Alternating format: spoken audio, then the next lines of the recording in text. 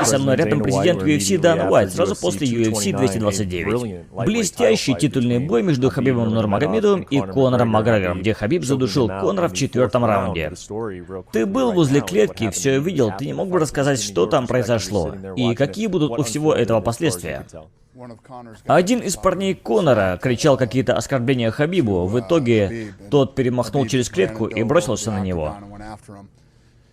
В это же время двое парней Хабиба запрыгнули в клетку и бросились на Конора. И что же будет дальше? Тут ведь драка или даже две драки. Расскажи, какие будут твои следующие шаги. Послушайте, атлетическая комиссия Невада заморозит оба его чека. В данный момент мы отдаем им видеоматериалы, чтобы они могли вести расследование. В общем, это серьезное дело. Хабибу может грозить отстранение. Этих парней могут лишить виз для въезда в страну. Большие штрафы, поэтому они заморозили его выплаты. В общем, все серьезно. Какую оценку ты бы дал действиям Хабиба? Это было, послушай, угловой Конора, он все это спровоцировал.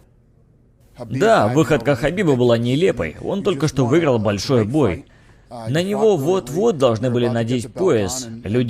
Он заслуживал уважения людей, он хорошо дрался и выиграл бой.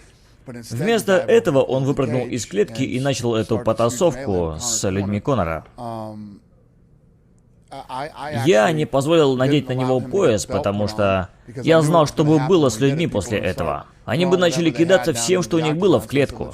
Поэтому я попросил людей окружить его и вывести за сцену. Потому что я точно знал, что будет. Я на самом деле считал, что мы будем счастливчиками, если нам удастся просто вывести его. Все это плохо. Будет расследование, возглавляемое атлетической комиссией Невады. Будут большие штрафы, и у него будут большие проблемы. Где эти парни сейчас? Кто? Хабиб и Конор. Они в раздевалке? Конор в раздевалке, с семьей и друзьями. А Хабиб, я не знаю. Но трое его парней арестованы.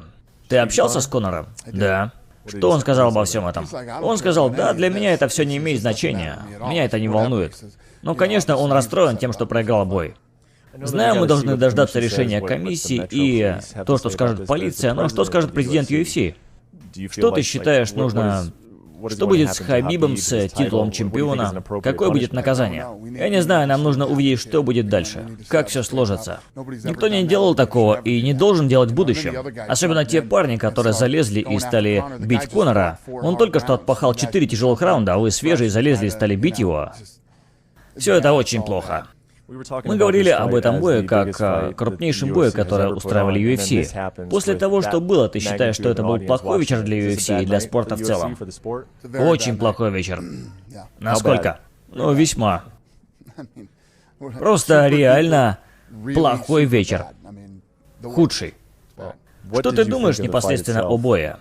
До того, как случилась вся эта драка. Великолепный бой. Мне казалось, что в первом раунде на земле Конор неплохо справлялся.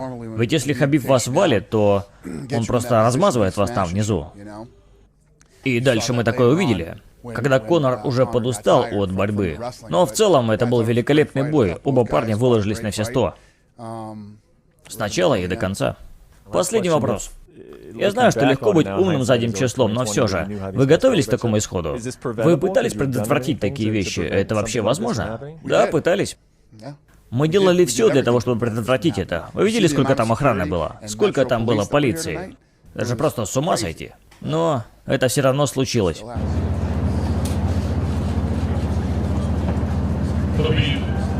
Поздравляю с победой, но, к сожалению, она была омрачена всей этой историей, которая произошла после боя. Ты не мог бы рассказать со своей точки зрения, что заставило тебя выпрыгнуть из клетки и броситься на одного из парней Конора? Привет, ребята, как дела? Во-первых, я хотел бы извиниться перед атлетической комиссией Невады, перед Лас-Вегасом. Я знаю, что эта выходка не показывает меня с лучшей стороны. Но меня немного расстраивает вот что.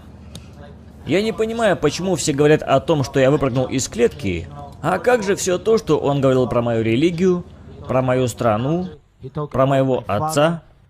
Он пришел в Бруклин и разнес автобус. Чуть не убил 2 людей. Почему никто не говорит про это дерьмо? Почему все говорят, что я перемахнул через клетку? Почему все только об этом говорят? Вот чего я не понимаю. И уважение, мой отец учил меня. Ты должен всегда быть уважительным. Вся моя команда в Калифорнии, где я тренируюсь уже 7 лет, они все знают, кто я. Все мои друзья, все, кто знаком со мной, они знают, кто я. Поэтому я вам говорю, эти парни, не только он, а его команда тоже, они все тэп-машины. Когда что-то идет не по их плану, они стучат. Что было сегодня? Они называли его двукратным чемпионом в 2 весовых категориях, а потом он постучал. Вот поэтому мой пояс со мной, я неоспоримый непобежденный чемпион. Поэтому я хотел бы просто добавить. Вы знаете, люди немного как бы... Даже не люди, медиа, журналисты, они немного изменили спорт. Это честный спорт, где нужно уважение, а не трэш-ток. Здесь все должно быть на уважении. Помните, я говорил, я хочу изменить эту игру? Я не хочу, чтобы люди несли херню про оппонентов, про отца, про религию. Вы не можете затрагивать религию, национальность. Просто не можете это затрагивать. Для меня это очень важные вещи. Ну и... огромное спасибо вам. Спасибо, ребята. Спасибо, что подождали. Знаю, что отец врежет меня, когда я вернусь домой, потому что я просто знаю это. Так что... Невада, прошу прощения. Вегас, прошу прощения. Непобежденный, неоспоримый чемпион. И хочу сказать, что я очень горжусь тем, что все писали о том, что он фотографировался с Путиным, что-то там еще. Но Путин только что звонил мне и сказал, что очень гордится мной. Я выиграл. Он сказал «поздравляю». Я говорил вам, ребята, 6 октября я собираюсь изменить все. И я это сделал. Спасибо. Хабиб, ты не мог бы рассказать, что было перед дракой?